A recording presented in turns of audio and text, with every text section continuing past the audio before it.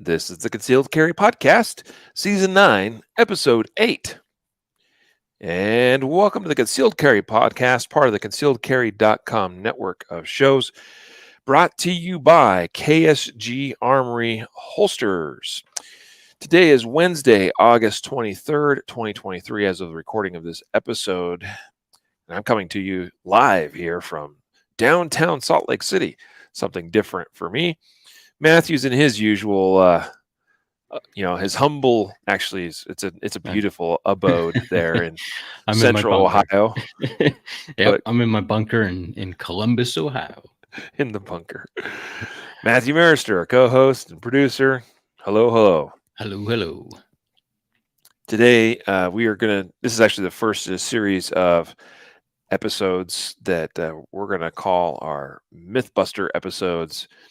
And so we were talking about this recently, and it was a great idea, I thought. Matthew kind of kicked off the idea and thought, hey, you know what? This would be really cool, I think, to, we're going to start off by myth-busting the common shooting fundamentals, as they're often known or referred to as.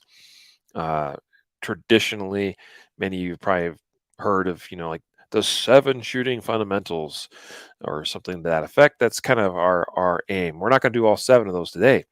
What we're going to do is we're going to talk about what is thought of as the first shooting fundamental, which is stance. And we're going to discuss shooting stance today, what it is, what it isn't, how we can do it better. Whatever it is, let's do it better.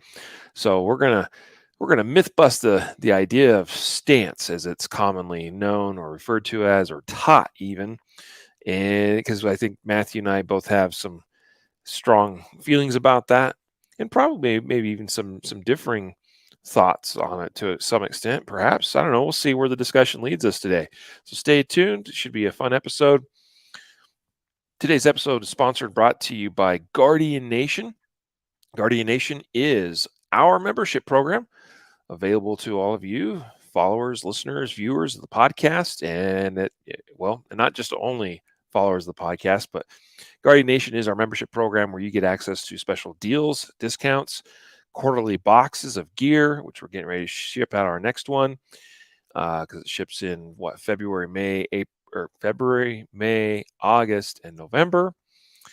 And also access to our training content hidden away in the vault, the members vault, which we refer to as now which is the complete Guardian University.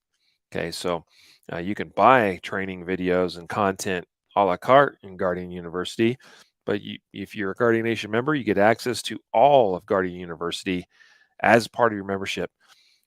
All together with all these membership benefits, big time savings. Consider joining today. Go to guardiannation.com. Today's other episode sponsor, mythbuster.com, and that's where we recommend you consider stopping and shopping for your medical and trauma kit needs. Go to mythbuster.com. Let's go ahead and get going with this first ever Mythbuster episode, calling this Mythbusting Shooting Fundamentals Stance. So that implies next time we'll probably talk about grip. And next time after that, we'll talk about sights and things like that. So this will be a fun time. Yeah. Stance. Matthew, this was actually your idea. You brought it up a week or two ago. Said, hey, let's talk about stance. And it actually, I think you referred to it as stance versus platform. I don't know. Where do you want to kick this one off at? Yeah, I think it's you kind of teed it up. We're gonna do kind of like take these different fundamentals, if you would, and maybe either a different look than maybe, or different idea than maybe what you were taught in a class, or maybe how you look at it yourself. I don't know. I think maybe I'll just start by saying the reason why I thought of this is, like, I came from a military and law enforcement background, and the training is very structured and it's very dogmatic, and you teach something because that's how it was taught to you, and that's how they did it, and that's how you're going to do it. And there's not a lot of outside thinking, I guess. But when I started teaching, like the concealed carry class, when I just started, got out of law enforcement, just started teaching, you get the curriculum that you're supposed to teach from either NRA or USCCA or whatever, you're teaching or whatever. And they go through the fundamentals, and one of them was stance. In even like from my dogmatic like mind of, this is how it was taught, you're taught in the, um, a specific stance, or choose between two, or kind of morph it into a third, but use those two, elements or whatever. And I always hated it because I didn't feel like I was actually, um, buying into what I was, necessarily what they wanted me to teach. And so I guess I'll just set up like the concept and hand it over to you, is that like, we oftentimes, when people say, okay, what is a shooting stance? We're talking about, let's say, pistol, handgun. Um, you have two choices. Typically, it's either the isosceles or the weaver, and if you have an instructor that's, really avant-garde, he might let you choose the third, is like, do a little bit of both or whatever, right? Mm. And and it's not to say that those stances aren't actual stances and they don't have some, form of benefit or whatever, but like, when you start applying it to shooting defensively, you quickly see why you can't be dogmatic about feet positioning, in these types of things. So that's really where I started to come from. This is like where my mind started to go, and I'm sure, I don't know how it was for you, but I developed over time a way that I could better articulate, shooting stance, and sort of going into describing it as a platform, or rather than a specific stance. And so, um, yeah, and so maybe you can, hand it back over to you, kind of setting that up. Is these are typically how it's presented in a class. Maybe if you've attended a class, you choose one or the other, and I don't think that my stance on the subject is, is that, in a defensive, context, don't get wrapped up around a specific stance. Mhm. Yeah. So back to you. Yeah. So here's, I guess, where my mind first, starts when thinking about this topic. Uh, the first thing I was thinking of is how I don't even teach stance as the like beginning place in shooting when I'm teaching classes. That's even true when I'm doing a beginner class. I don't start with stance because now let's be clear, like stance, however it is that we stand and position our body, definitely is supportive of what we do with the gun in our hands. But to me, it's way more beneficial to start off on what I think of as the foundation of shooting, which is, in my mind, grip. Grip is our first interaction between gun and us. By the time we get down to talking about feet and feet positioning and your classic stance as you know it, like that's so far removed from the actual thing that we're doing with the gun. And I'm reminded of what Rob Latham is known for saying and teaching, and I've heard it directly from his mouth, and I've heard it from his content online and in conversations with him even. But the process for putting a round on target where you desire, so shooting a gun and hitting what you're aiming at, is locate the target, get the gun on target, and press the trigger, and without moving it off target, right? And none of the like those are, and if you really think about it, like the process of putting a round on target where you desire, that's as complex as it is. There's nothing more to that. I mean, yes, there's nuance below those things, but it's those three things. It's I got to find the target. That means I got to get my eyes on the target. Then number two, I got to get the gun on the target. And so, okay, Now it implies I'm holding gun, gripping gun, and I'm bringing that to be in a manner of alignment with the target that my eyes can recognize, which again, they're already looking at the target, and my eyes tell me whether I'm aligned well enough or not with the target. So locate the target, get the gun on target, and then press the trigger without screwing up the first two things. That's it. That nothing there talks about stance. Um, Stance is supplemental to that process. It supports that process. And so we're starting here today with, and we're starting with stance because we wanted to approach this Mythbuster episode as sort of hitting on, you know, it's going to be a series of episodes. We wanted to hit on the traditional shooting fundamentals as they're often taught and as was established, I guess, or canonized, if you will, in things like the NRA basic pistol curriculum.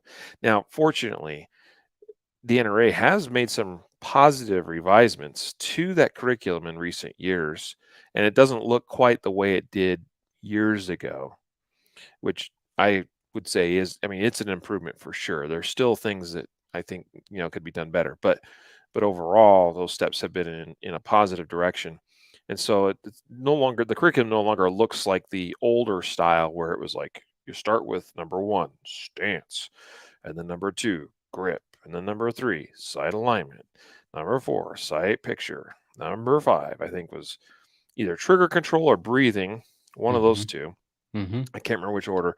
And then I just mentioned, so 5 or 6, breathing control or trigger control. And then the final one, 7, is follow through. Yep. We're going to hit on all those in Mhm. succeeding episodes.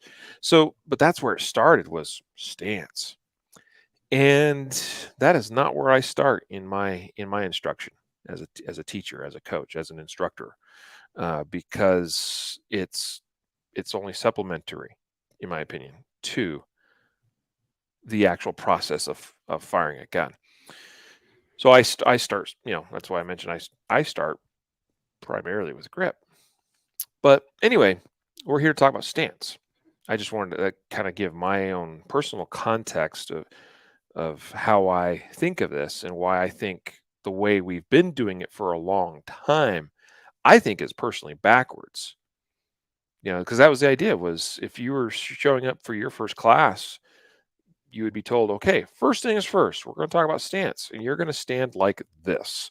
You're going to place your feet like that. And I don't understand that. And here's the reason why.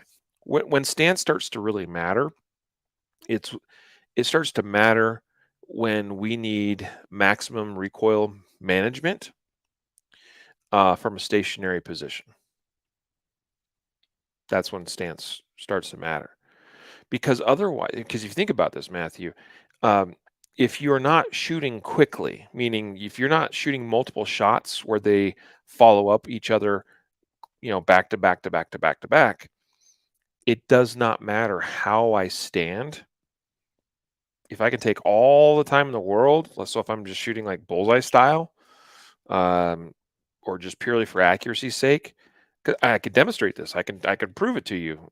If we Mhm. were on the shooting line together, I could stand any number of ways, and I could put rounds exactly where I want, just as accurately as I desire, again and again and again and again and again, because the stance does not matter in that process. So, and again, that's just additional, uh, fuel in the fire of why I think it's so backwards to even start by talking about it in the first place as a traditional shooting fundamental or technique. So Mhm. there you go. There's my opening arguments, if you will. Yeah, and I think so. Uh, we've kind of established, and if you're, I hope what you're getting out of this, if you're listening, is that we're kind of deconstructing maybe the way the fundamental is typically taught, or taught as a fundamental, or maybe the importance of it as the number one fundamental to be taught, and kind of maybe putting it in its proper place as to its impact on how you shoot, maybe, or your performance, I guess, would be. There's certainly times where stance, like you said, if I need to, you know, put round after round and I'm stationary, yeah, I want to get into a balanced stance, and that's typically, um, balance as far as your weight is distributed and you're not leaning too far forward, too far back. Those types of things aid in you being able to shoot quickly, follow up shots from a stationary position. But in a self defense context, we're typically moving, or we're in some sort of physical conflict. We may be caught off guard. We may be, trying to, we're walking, down the street, and all of a sudden, we're attacked or something like that. So to think that we're going to get into a shooting stance is kind of absurd. I like the idea of shooting from a fighting stance, whatever type of, whatever stance that specific incident calls for. So if it's a fighting stance that I need to run and move to cover, then I'm fighting to get to cover, and I'm going to be shooting on the move. If I'm shooting behind cover, then maybe I can get a better stance. Maybe maybe it doesn't look like an isosceles or weaver. Maybe my stance is, I have to kneel, or I have to, come around cover, and it's not your typical isosceles or weaver stance. So I guess the idea is that it's best in a fight to be balanced and to be able to move. And I think that's more important, to be able to shoot from that platform than to say, twist your body, 45-degree angle this way, or 90-degree straight on. I don't know what your thoughts are, but that's kind of Mhm. how I would generalize it. Yeah. Now, don't get me wrong. Like, if I'm on a flat range and I am shooting, whether it's a drill or some kind of exercise from a stationary position, do I have a default stance? Yeah, I do. Yeah. Yeah. You know, and I would say that a stance should be. I mean, there's some common, I would say, principles that say, hey, I mean, like you touched on a couple things. Like, I think one of the principles is a good stance needs to be balanced, appropriately balanced. So that might actually be something that might mean something different based on context. Um, by that I mean, again, if I'm just standing completely stationary, addressing a simple target, I mean, a balanced stance is mostly just standing erect. Just standing there. Uh, Probably want to have my feet fairly, a good width apart, at least like shoulders width apart or thereabouts. Um, but if I don't, if the task that I'm being called upon to do is not overly aggressive, like I can just pretty much stand there in a nice neutral, erect stance and get good work done. But is that how I stand if I'm, say, shooting? If I want to get max performance out of, say, like a bill drill? No, my stance for a bill drill looks a little different than my stance for just drawing and firing a single shot on target. Because I mean, a bill drill is asking for me to have more recoil management than just Mhm. draw and fire one shot, or even draw and fire two. Like, I can manage two shots way easier than I can six. So that's my point, is like a stance can be a little bit different based on context or the task at hand. But again, just to come back to where I was at, is that, do I have a sort of default or standardized stance that I get into when I'm doing a singular stationary shooting endeavor? Yes, right. And we can talk about what that is for me or for you or for whatever.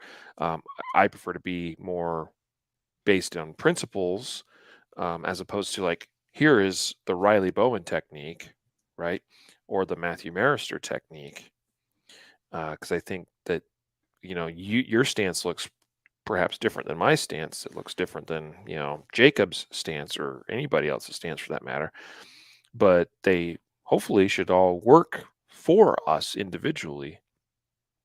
And so, but before we, go too far, um, I could go down that path some more here, but let's talk about the classic stances, Matthew, and Mhm. let's kind of break those down and discuss, um, kind of what they are and their differences. And actually, I'm going to start off. I know you don't have it listed on your list, but I added it in here because I think that it's viable. We don't have to spend a lot of time on it, but the first like classic stance is what I would consider to be a bullseye stance. Mm, And yeah. like the Okay. classic bullseye stance, like you Oh, stand there, sort love this. of, your hips and shoulders are more in a line with your arm outstretched, shooting one-handed, of course. Hmm. Hmm. That's how it would have been done 100 years ago or more, in a classical sense. Uh, and that, I mean, and it's one of the reasons why we have uh, laws written a certain way in things like the NFA, the National Firearms Act, is because a pistol or a handgun. I mean, the original name for a handgun was the one-hand gun, because everything else up to that point was two-handed, right? Because it would be a rifle, and you'd have to use two hands to actually support it, right? And so when handguns came along, like that became known as a one-hand gun because you didn't have to extend your other arm out on a stock. And so the that's how it was thought of to use a handgun a long time, since the beginning was, well, this is the good, my rifle's the gun that I hold with two hands. My pistol is the one that I just grab with one hand and use, right? So the classic bullseye stance, I think, is really kind of the first stance, like, in terms of a technique that you would discuss when talking about this topic. But rarely in today's world does anybody actually stand or shoot like that. There's still, I mean, there are guys that are Competitively. competing Yeah. in, yeah, like still bullseye competitive matches that use a stance like that. That's true. But it's a very limited or niche application because almost everything else we're doing where possible two-handed. Hmm. So I wanted to throw that and get that out of the way. Uh, Now, why don't you talk about maybe some of the other stances? Yeah, and I mentioned it before. You probably heard isosceles and Weaver, and just very generally, the isosceles stance is something where you're going to be more square onto the target, chest facing the target, feet shoulder width apart. Your two-handed grip. When you extend the gun out, if you look, your upper body kind of makes a triangle, and so you're more square to the target, facing the target. Some people, will teach it, your feet are this, if you're on a firing line would be equal. Some would allow you to drop your foot back or whatnot. But that's essentially the isosceles. And people will say, well, police will use this because their body armor faces the threat and this and that. And it's a more natural and intuitive way to shoot, in which I do think that there is some validity to that. It is a more natural, presentation of the firearm. If you're square, and you're using a two-handed grip, I think there is some validity to that. It also provides more range of movement, range of movement motion for you to move laterally and to transition targets, because you can go to the right as far as you can to the left. So it gives you a little bit more motion, as opposed to an isosceles stance, which would kind of have you bladed to the target, so your body's kind of on an angle I to the target. I think Um, you got these flipped around. I'm saying, sorry, Weaver. Did I Yeah, did I there say you go. isosceles? You said The isosceles. Weaver. There you go. I'm sorry, we're the Weaver, where you're kind of All good, bladed to bro. the target, and so your body's kind of bladed to the target. You're pushing out with your with one hand. The other hand, your support hand is kind of in the front of the gun, and you're kind of a push pull type grip on the gun. And this is you'll see a lot. This is almost all the time when you see like cop movies. This is how they're, they go in there and they're kind of bladed and they got their hand, they're all jacked up grip. But and so that grip, that stance isn't ideal for self-defense, because typically you don't get in that position naturally. It doesn't provide you to be able to move one direction as far as the other, because you're already kind of turned away. So the issue is that the whole premise and why I thought of this is, if you go to a class, you'll probably hear one of these or these two stances, and the instructor might put you in one of these stances or tell you to get in one of these stances, and ideally you should be shooting from a platform that allows you to perform the other fundamentals, given whatever circumstance you're in, whether it's stationary or moving. That platform, or however you're standing, should provide you the best opportunity to apply the fundamentals, whether it be, from a stationary position needing a little more recoil management, or movement, being able to be able to move right, move left. And you can't do that if you're getting, yourself married to a specific stance with your feet. And I don't know if that. Yeah. I mean, so you just touched on kind of the two classically known, stances. Although the isosceles stance is a lot more recent, and was popularized mostly in law enforcement work and Mhm. training. A lot of times people would say, well, you need, especially, so this is basically what people would, I've heard this argument before, right? Where, okay, are you a cop? Are you wearing body armor? Well, then you need to use an isosceles stance, Mhm. because we need, the face of our armor facing our threat, which, I mean, I understand the logic there, but and then I've heard on the flip side of that, oh, you're just a civilian, you're not wearing body armor. Well, then you should use a weaver stance, because you're presenting a smaller target to your enemy. And that one's always been kind of funny to me, Matthew, because a weaver stance typically is not much more than maybe 30 degrees Right. blading. And like the Yeah. difference between me facing you directly, like those of you actually watching the camera and can see this, but you be the judge. Difference of like me facing you straight on and turning about 30 degrees, like I don't get that much smaller. Yeah.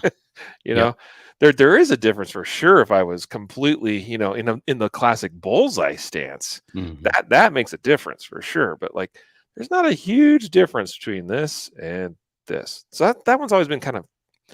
I don't think that's a super valid argument. I mean, can we get technical and be like, yeah, you're technically, 1 or 2 inches, more narrow if you're using a weaver stance? I suppose, but I don't know that it. I don't think it makes enough of a difference for it to be the deciding factor in the stance style that you choose. I think that there's probably other things that are more important to at least think your way through, is where I'm going at with that. And then now, there was a time too, kind of in the around 1980 or thereabouts, uh, where things like the Chapman stance and a few similar ones started to become popularized. It might have been in the 70s, but like up and through into the 80s, early 80s, started to be a little bit more popularized. And what that was kind of the first iteration of kind of a merging of the two styles of a weaver and an isosceles together. And sometimes we also refer to it as like a modified weaver or a modified isosceles. Understand the evolution of all this. It all started with, well, there's a lot of evolutions, but like the the popularity of such things, becoming more known. I mean, we have the name Weaver stance, which came because of Jack Weaver, And prior to him competing in the leather slap matches back in like the 50s and 60s, most guys were still shooting one-handed.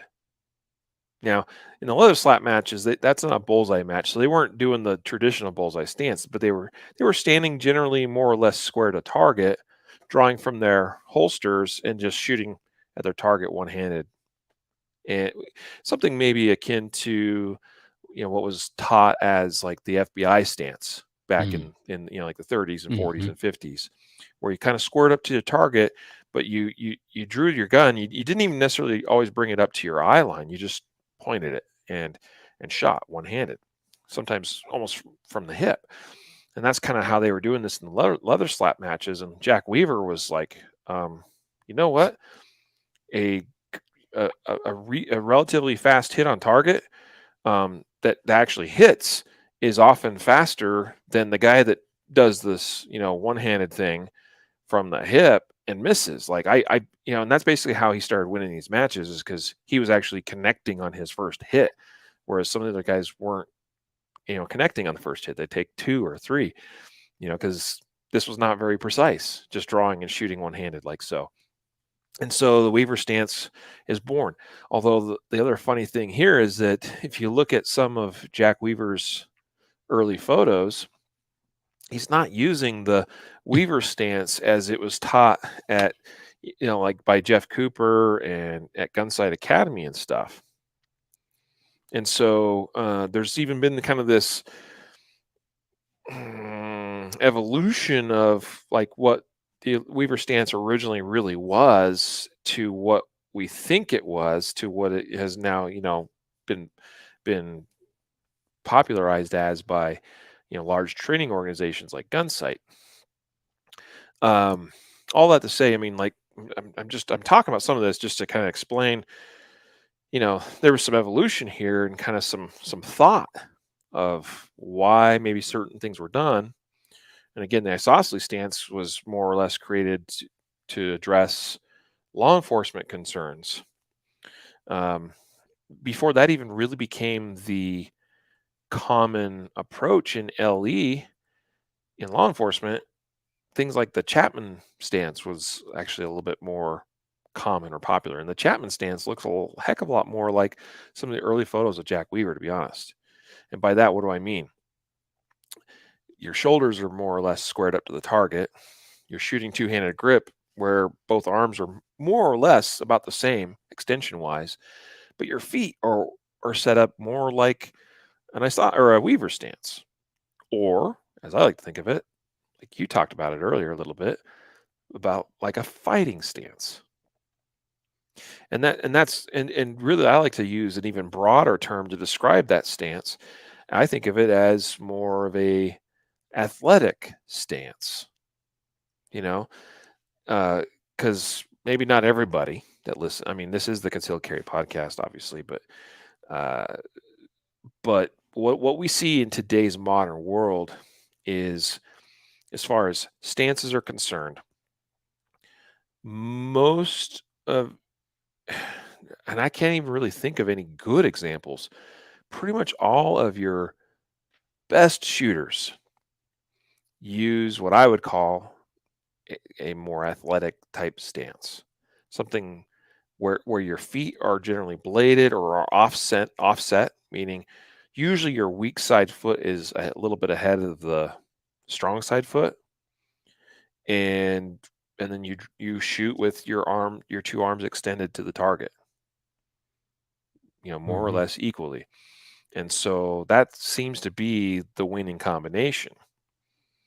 And the way, and that's exactly what I do when I shoot. It gives you good control, because if I have my, in the classic isosceles stance, my feet are even, Hmm. they're equidistant to the target, and all my recoil energy is coming, back and forth like this, but my feet are not set up in an optimized way to help with that, right?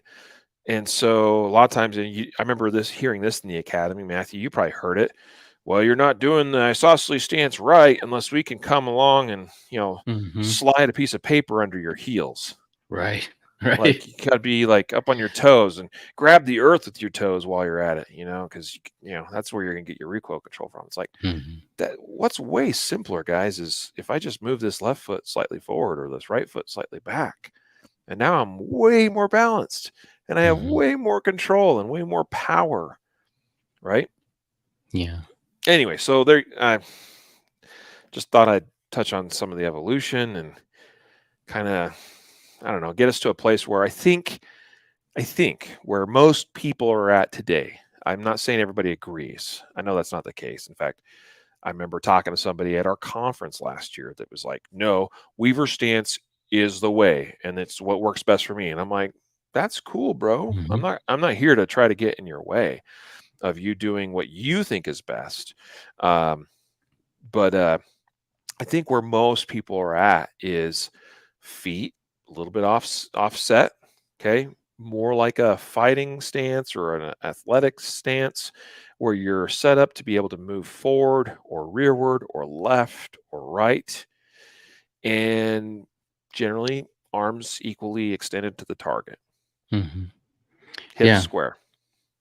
Yeah, and I mean, because in if you want a good visualization of this, look at some John Correa's active self protection uh, website or channel is really good because he shows a lot of videos of actual defensive gun uses. But look at how people typically, if they're moving while they shoot, if they're look at how people actually perform in real life situations and see what stance they're in. Obviously, if you're moving, you're not going to be in one of these stances or any of these stances, right? If you're in your car getting carjacked, you're not in a stance either. If you're wrestling somebody, there's a whole, you know all kinds of what ifs that apply to shooting in a defensive context that have nothing to do with foot placement whatsoever. Um, I, I don't want to say, uh, you know, if you're sitting, if you're seated, those types of things, right? But if you're moving, yes, foot placement is going to matter. It's just not going to matter in the way that you can set it up as far as a stance. And so that's why referring it to it or thinking of it as a platform or as what it truly is being able to be adaptable in a defensive gun use, to be able to move, to be able to defend against a physical attack, or to shoot and move, or um, you know this is this is more important than getting on your toes or doing this or that. Certainly, if you're running a drill, if you're shooting competitively, yeah, get in a stance that's uh, facilitates good recoil management, and orients you towards the your natural point of aim towards the target more naturally. Yeah, of course, all that stuff, but um, don't get so dogmatically attached to foot placement that it obstructs you from thinking about a defensive gun use as an actual fight, and a fight with a gun, and how do I deploy this tool. And so that's really, I think, the spirit of what I was hoping for when we Mhm. when we kind of discussed this, or what, at least in my head. I hope that Yeah. came through, but at least in my head, that's Yeah. Well, so when you get super dogmatic about, or if you're just locked into this idea that to shoot effectively, you must be in a stance, and stance by definition is, foot positioning, hips orientation, shoulders, arms, etc. All of that is a package deal. Then what I find, Matthew, is a lot of times when it comes time to teach shooters to shoot and move, Mhm. the ones that struggle the most with shooting and moving are the ones that cannot separate, whether it's mostly mental, if those that cannot separate the idea of upper body and lower body. Mhm. Because for you to learn how to shoot effectively on the move, meaning still shoot quickly and get good hits on target because you're minimizing disruption to the gun as you're shooting, but you're still, able to move your feet and move around. Like, the ones that struggle the most are the ones that or to be able to do that effectively, you've got to be able to separate basically from hips up and hips down. It's got to be two different components that your feet and legs are operating one way and everything else from the hips up is operating another way. And it's because it's necessary because I mean, I can't determine ahead of time, especially in a random context of some kind of fight, whether I need to move left or move right or move forward or at a diagonal or whatever, right? I just have to be able to move to accomplish the objective because it might be, hey, there's a vehicle over here. That's cover. I need to get over to that vehicle, right? As I'm addressing or dealing with this threat.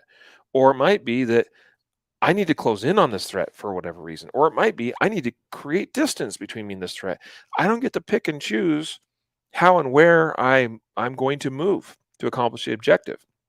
Meanwhile, I need to be able to still operate my gun.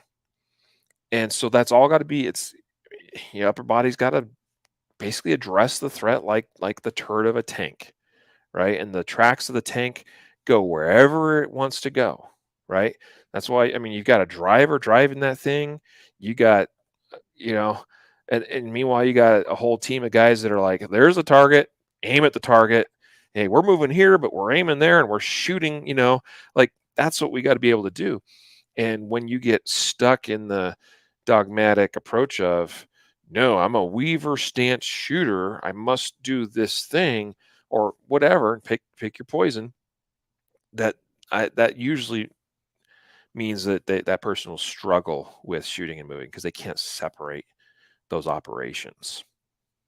Yeah, and this is kind of like maybe just a little teaser for the next fundamental, but I think that if you're so stuck into a dogmatic approach with stance, you may be stuck into a dogmatic approach with some of these other fundamentals that might hinder you in other areas to actually shooting to your potential. Mhm, I know for me, and I'll speak for myself, until I kind of broke away from some of the dogmatic stuff that I was pounded with and pounded into my head as far as like, this is how it must be. So if you're not doing it well, it's because you're not doing this well. It's not because you can do it any other way and do it well. It's because it has to be done this way. If you can break free from some of these things. Now, we're not throwing like, we didn't come to, do away with the law. We're just coming mhm, here to kind of give some more insight into some of these principles to help you maybe shoot to your potential, or think of things a little bit. Think of it as the shooting problem, and think of maybe other solutions than the few that you've been given from mhm. maybe instructors in the past. Absolutely. Hey, real quick before I forget, um, you're kind of at the beginning of the episode. I talked about our first episode sponsor being Guardian Nation. Talked a little bit about what it is. I do want to remind folks to hey go to guardiannation.com and check out what membership means. And we do hope to see you be a part of the nation with us. Guardian Nation members get a huge discount off of tickets to the Guardian Conference, which is coming up next month. And there's still time to sign up, and we do hope to see many of you there. But our other episode sponsor, I need to do it justice here, which is Mountain Man Medical. Uh, I've got right here, I flew out here to Utah. I've got built into this pack a simple little IFAK. Goes right through airport security with me. I've got trauma shears and tourniquet and quick claw and compression bandages and gloves, nitrile gloves, and a number of other things in that kit. Super convenient for me to travel with and have it with me at all times. We got a lot of options for trauma kits at mountainmanmedical.com. Even if you're not super trained in things of providing medical attention or care or dealing with trauma, the scene of an accident, a shooting, a stabbing, whatever, or it could be that you fall off the ladder, work and snag your arm on a nail or something. There's so many ways you can be exposed to trauma or respond to trauma that has occurred, even if you don't have a lot of training. guys, sometimes just having a kit on scene can be a huge help because there may be others in the area that are able to step in, provide aid, and those others may not have kits. I've seen that. So, in fact, the accident that I witnessed now about 2 years ish ago, I think, year and a half, it's like February of last year in Alabama, firefighter responded, didn't have a kit on him. I did. Right, and I was ready and prepared to provide aid, but he took the lead, and he seemed very confident and able to handle the situation, but he didn't have any gear with him, and so and I hope it was a lesson for him. I hope he I hope he went out to Mountain Medical and bought himself a kit, to haul around with him. So even if you're not trained, sometimes having a kit can come in handy. But even then, the training sometimes isn't all that hard. You can even watch and take the free online training course at mountainandmedical.com. We've had hundreds, if not thousands, of people complete that course now, including people from government agencies that are relying on that information to make themselves a little bit better prepared and more able to deal with the aftermath of some kind of trauma-related incident. So anyway, mountainandmedical.com. Hope you guys will consider the training, but also buying your next trauma kit or other medical related gear at mountainandmedical.com. All right. So final kind of minutes here. Matthew, I think it would be good. I think at this point, we've talked about different stances, traditional context and, pluses and minuses and, the importance of not being locked to a stance because the shooting problem may present itself any number of ways. Let's go ahead.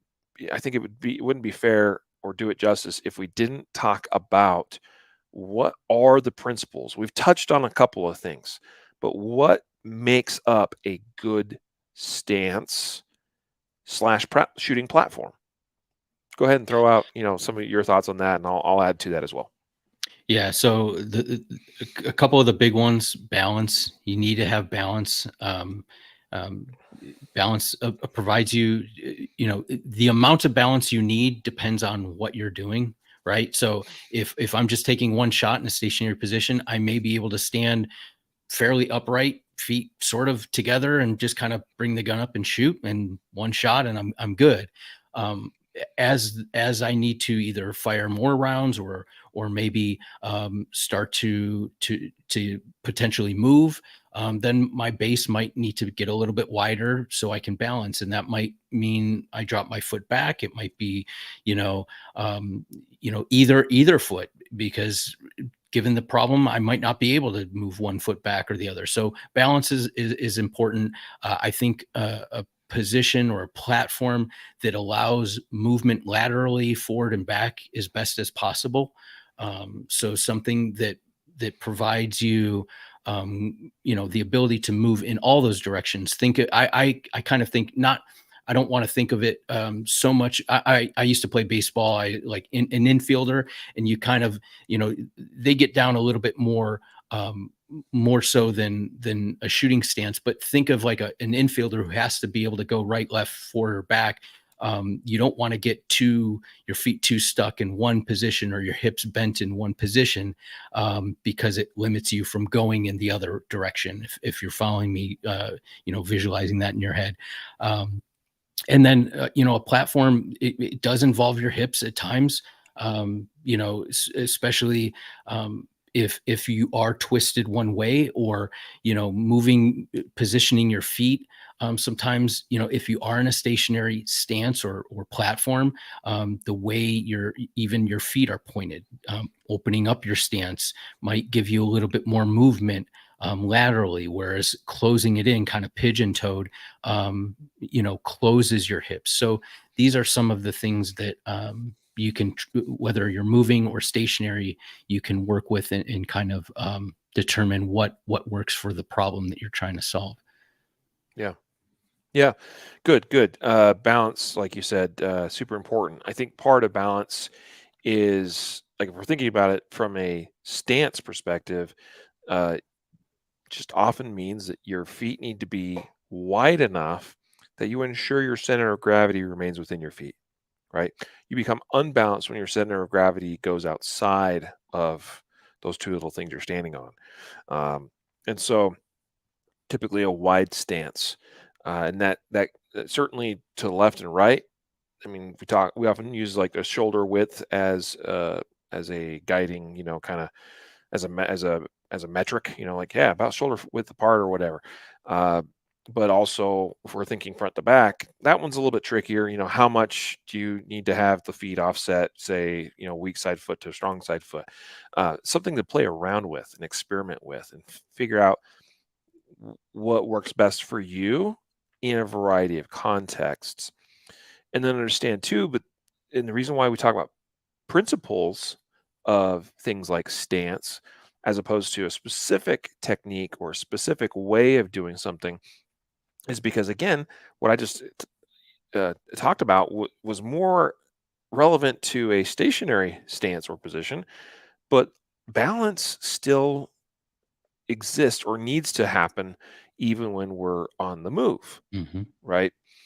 And so give that some thought, right? As far as how you are, once we start shooting and moving, especially, to maintain balance, a lot of times we need to actually take, a lot of times our stride needs to be a little bit shorter than what it otherwise would be. Like if I'm, like I have a pretty predictable, I'm a 6'3", so like my stride is pretty much right on at about a yard, about 3 feet. So I take a step, it's 3 feet, take a step, it's 3 feet, take a step, it's 3 feet. Uh, but if I'm shooting and moving and I need to maintain, good control, for my upper body, and I need to disrupt the upper body platform as little as possible, I can't be taking, 3 foot long strides. Now, while maybe that's not specifically hitting on the balance concept, but what it is that, like, I need to shorten that up a little bit. And how much, I'm not going to tell you specifics on that. Like, you need to experiment and play with this and figure out where you need to be at.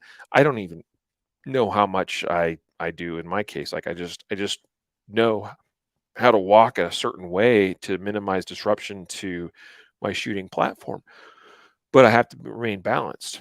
And when our stride's too big, then like what happens is we kind of get this motion as we lumber along, meaning that we're kind of swaying left and right as we walk. And so, when we're shooting, that's not really acceptable, because then our sights and the gun and everything there's a lot more motion there. So balance is more things than just shoulder width apart. Okay. Another thing I often talk about, well, you talk about movement, and I would say another word I like to use to describe that is mobility, um, or maintaining mobility. So the ability to move when I need to move and be ready for movement, when it becomes necessary. Um, Another thing I would say is make sure your knees are bent. Right. I just got done, watching my one of my kids, my son. Uh, he just closed out his summer season of playing baseball, little league baseball. And what's a common thing that us parents and coaches are yelling at our kids in the batter box, as they're learning, the game. Hey, bend your knees, or something. Like, there's a lot of things, but Hmm. that's a common one. Hmm. Especially with the younger kids, because they get in that batter box and they just want to just stand there. And it's like, you'll be a lot more effective if your knees are bent and you can articulate, and and that whole of transfer of energy, right? To get a powerful swing, like, there's got to be that, you're here and then you're swinging through, and your center of gravity is moving forward to generate that power. That can't happen as effectively if we don't have some bend in our knees. And that's true too when shooting, whether it's a stationary stance, but also when moving and shooting. Knees got to be bent. Okay. Uh, so that's the other thing. So that's another principle I touch on, is when I talk about stance, I don't spend a whole lot of time on it. I say I want to see that you have a nice wide platform, or at least that your center of gravity is contained well within wherever your feet are positioned. and that you're set up. And when we talk about balance, it's not just left and right, but it's all directions as much as possible. The second thing, the ability to move or maintain mobility, and the third thing, have those knees bent. It's Right just on. going to help and support you in your endeavor. And that's about all I have to say about stance. And I talk about that simply even in the classes that I teach. Yeah. Yeah. I think we make it too more complicated than what it really needs to be. Yeah. There's certainly principles, but yeah. Yeah. And I think when instructors in particular get overly focused in on a specific technique, I think that's actually harder for the shooter to learn. Because Hmm. then they're always like, well, wait, am I holding my arm the right way? And You stuff start like hyper that. focus on these things, and Yeah. yeah. It's way simpler to be like, no, what I need here's these 3 principles. Okay. Do that. Hmm. All right. And it's simple. And it also leaves it open to interpretation because I think each individual needs to develop a stance technique or any technique that applies best to them, because we're not all built the same, shaped the same. We don't all move the same. We don't all have the same amount of mobility. Sometimes you get older. Maybe you have to accommodate a hip injury or a knee injury or a foot injury or some other kind of injury. And so your stance is not my stance, is not their stance, is not his or her stance. So I agree. Right on. there you go. That's our thoughts on myth busting, the classic shooting fundamental, as it's classically taught, of stance. I Yeah, just I'm going to go rogue, Riley. I just please thought of do. something. Maybe I for like I our, like when Matthew goes rogue. maybe for our next fundamental that we're going to take on, Riley ultimately has the call on this, but maybe if you guys are listening and you hear this and you want to leave a comment here or email us at podcast@concealedcarry.com and tell us which, I think we're going to go in order.